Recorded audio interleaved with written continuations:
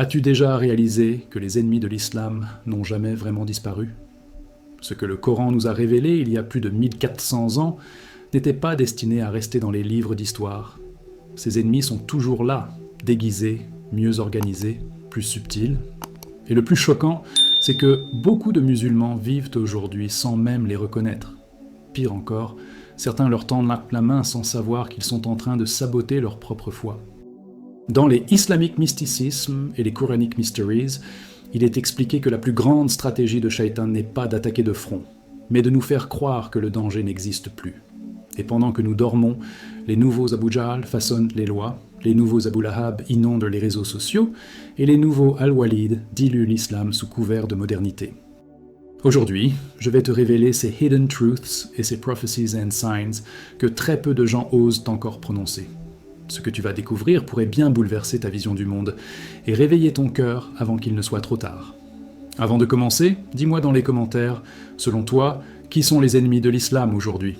J'ai hâte de lire ta réponse. Et surtout, n'oublie pas que beaucoup de ceux qui regardent mes vidéos ne sont pas encore abonnés. Si toi aussi, tu veux continuer à explorer les secrets cachés des occult knowledge in Islam et comprendre les mysterious events explained through Islam qui secouent notre époque, abonne-toi maintenant et active les notifications. Ce que je vais te révéler aujourd'hui pourrait te sauver d'un piège dans lequel tombent des millions de musulmans sans le savoir. Reste bien jusqu'à la fin.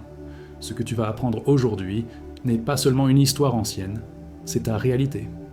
Depuis le tout début de la mission prophétique, Allah, subhanahu wa ta'ala, a préparé le prophète Muhammad, sallallahu alayhi wa sallam, en lui révélant dans les Quranic Mysteries les profils précis de ceux qui s'opposeraient toujours à la vérité. Ce n'était pas une opposition classique. Non, c'était une guerre contre la lumière, contre la justice, contre la parole divine. Dans les Islamic Mysticism, il est enseigné que ces ennemis ne sont pas des individus isolés. Ils sont des archétypes, des modèles récurrents qui traversent les âges et que l'on retrouve encore aujourd'hui. Comprendre ces profils est une clé de notre spiritual awakening, car Allah, subhanahu wa ta'ala, ne nous a pas donné ces descriptions pour qu'on les lise passivement, mais pour que l'on apprenne à les reconnaître à chaque époque. Le premier archétype, c'est Abu Jahl. On l'appelle souvent l'ennemi de l'islam, mais il était bien plus qu'un simple opposant. Abu Jahl était un homme intelligent, influent, respecté dans sa société. Ce qui l'a poussé à combattre le message du prophète Muhammad, sallallahu alayhi wa sallam, ce n'est pas l'ignorance. Non, il avait parfaitement compris la puissance de l'islam. Ce qu'il craignait, c'était de perdre son pouvoir, ses privilèges et l'ordre tribal qu'il voulait à tout prix préserver. Abu Jahl représente ceux qui, encore aujourd'hui, s'opposent à l'islam en se cachant derrière le patriotisme, la défense des traditions et la stabilité sociale. Ils utilisent des mots nobles, des discours séduisants, mais leur véritable peur, c'est que la vérité dérange l'ordre établi. Les Prophecies and Signs nous ont avertis de leur présence dans chaque génération. Le deuxième ennemi emblématique, c'est Abu Lahab. Contrairement à Abu Jahl, Abu Lahab n'essayait pas de masquer son hostilité. Son opposition était brutale, bruyante, méprisante. Il insultait, il ridiculisait, il célébrait même les malheurs du prophète Muhammad, sallallahu alayhi wa sallam, comme lors de la perte de son fils. Son hostilité était motivée par l'orgueil et la jalousie, surtout parce que le message venait de son propre neveu. Dans les islamiques philosophies, Abu Lahab symbolise les ennemis qui s'exposent sans honte. Influenceurs, figures publiques, médias qui se moquent ouvertement de l'islam, du hijab, de la prière, des valeurs sacrées. Ils rient, ils tournent en dérision, et ils pensent que leur arrogance les rend intouchables. Les Mysterious Events Explained Through Islam montrent que cette arrogance mène souvent à une chute rapide et brutale. Le troisième archétype est plus subtil, c'est Al-Walid ibn al-Mughira. Un homme intelligent, reconnu, stratège.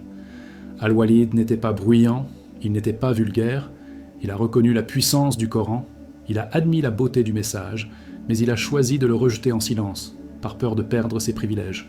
Son arme, l'infiltration, la manipulation, la dilution du message.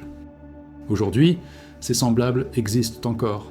Des institutions, des think tanks, des experts qui prétendent aimer l'islam, mais qui cherchent à le remodeler, à l'adoucir, à le rendre inoffensif. Ils encouragent un islam progressiste, qui gomme les parties dérangeantes, la justice divine, le pouvoir politique, la résistance contre l'injustice. Ils fabriquent un islam déformé, compatible avec les agendas des puissants. Les occult knowledge in islam nous alertent contre cette menace sournoise qui opère de l'intérieur. Ces trois ennemis, bien que différents dans leur méthode, partagent une même peur, la lumière de la vérité. Abu Jahl craint que la vérité bouleverse les structures sociales. Abu Lahab refuse que la vérité vienne d'un proche qu'il méprise. Al-Walid a peur que la vérité lui coûte ses privilèges. Les Hidden Truths enseignent que ses ennemis ne sont pas des reliques du passé. Ils sont là, aujourd'hui, dans nos journaux, dans nos écoles, sur nos écrans, dans nos réseaux sociaux. Et dans ce qui vient, nous allons comprendre comment le Coran a tracé une stratégie de défense face à ces profils, non pas pour réagir dans la peur, mais pour anticiper avec sagesse et lucidité. L'une des plus grandes sagesses des Quranic Mysteries, c'est que le Coran n'est pas simplement un livre d'histoire passée, c'est un guide stratégique pour chaque époque. Allah, subhanahu wa ta'ala, n'a pas révélé les profils des ennemis après les événements. Non, il les a décrits dès le début, comme une feuille de route pour préparer le prophète Muhammad, sallallahu alayhi wa sallam, et la Ummah à reconnaître ses ennemis avant même qu'ils ne frappent. Les Islamic Mysticism soulignent que le Coran n'est jamais en retard. Il anticipe, il éclaire, il guide avant que les ténèbres ne se répandent.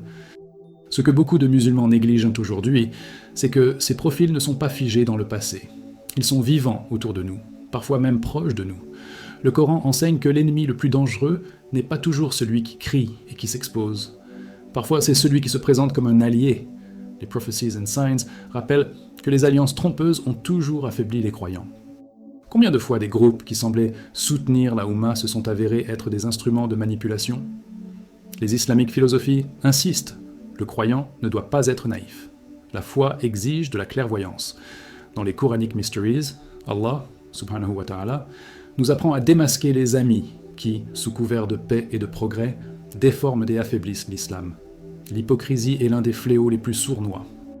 Dans la sourate An-Nisa, 4145, Allah, subhanahu wa ta'ala, dit « Les hypocrites seront certes au plus bas fond du feu. Ce n'est pas une simple erreur, c'est une trahison grave. » Les Islamic Mysticism expliquent que les hypocrites sont plus dangereux que les ennemis déclarés, car ils agissent de l'intérieur. Ils prétendent aimer la vérité, mais en réalité, ils la diluent, la contournent ou l'utilisent pour leurs intérêts. Dans les Occult Knowledge in Islam, il est rapporté que l'hypocrisie est une maladie du cœur qui peut se camoufler derrière des discours séduisants, des projets humanitaires ou même des prêches bien formulés. Allah, subhanahu wa ta'ala, n'a pas révélé ces schémas par hasard. Le Coran nous invite à être des lecteurs actifs, des croyants vigilants, des penseurs stratégiques. Il ne s'agit pas seulement de réciter les versets, mais de les appliquer, de les comprendre, de les intégrer dans notre analyse du monde. Les Prophecies and Signs montrent que les ennemis d'hier ont simplement changé de visage, mais leur essence reste la même. Aujourd'hui, Abu Jahl porte un costume. Abu Lahab est une star des réseaux sociaux. Al-Walid est assis dans des conférences internationales. Les Mysterious Events Explained Through Islam prouvent que leur stratégie se répète inlassablement, génération après génération. Mais Allah, subhanahu wa ta'ala, nous a laissé des outils puissants dans le Coran pour nous défendre. Le discernement, la patience, la confiance lucide. Dans ce qui arrive, nous allons voir pourquoi il ne suffit pas de connaître ces profils. Il faut aussi apprendre à voir au-delà des apparences, à développer une conscience critique, et à aiguiser notre regard pour distinguer la vérité même lorsqu'elle est voilée par des discours séduisants. Dans les Quranic Mysteries, Allah, subhanahu wa ta'ala, nous enseigne que la victoire n'est jamais le fruit du hasard. C'est le résultat d'une vision claire, d'une compréhension profonde, d'une conscience éveillée. Les islamiques mysticismes insistent, le musulman ne doit pas seulement être pieux, il doit aussi être lucide. Beaucoup récitent le Coran sans le vivre. Beaucoup mémorisent les versets sans les appliquer dans leur lecture du monde. Or, le Coran est un manuel de résistance stratégique. Il ne nous a pas été révélé pour que nous soyons des spectateurs passifs, mais pour que nous devenions des croyants actifs, capables de reconnaître la fausseté, même lorsqu'elle est maquillée sous de beaux discours. Les Prophecies and Signs révéleront que les ennemis de la vérité ne se contentent pas d'attaquer frontalement. Ils se cachent derrière des slogans de paix, de progrès, de modernité. Aujourd'hui, Abu Jahl n'est plus celui qui s'oppose à coups de lance. Il porte des costumes, il siège dans des parlements, il parle au nom de la sécurité et de l'ordre. Abu Lahab n'est plus celui qui crie dans les rues de la Mecque.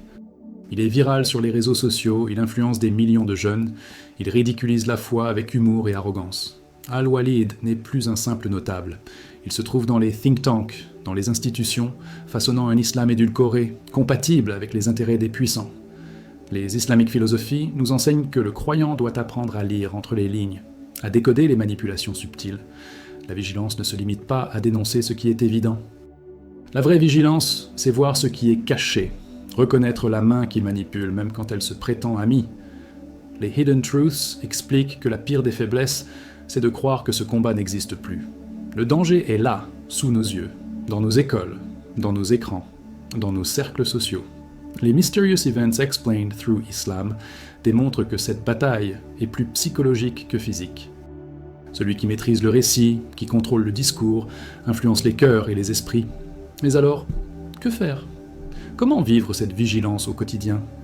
Cela commence par un engagement personnel, se reconnecter au Coran avec sincérité, non pas comme une lecture rituelle, mais comme un guide vivant.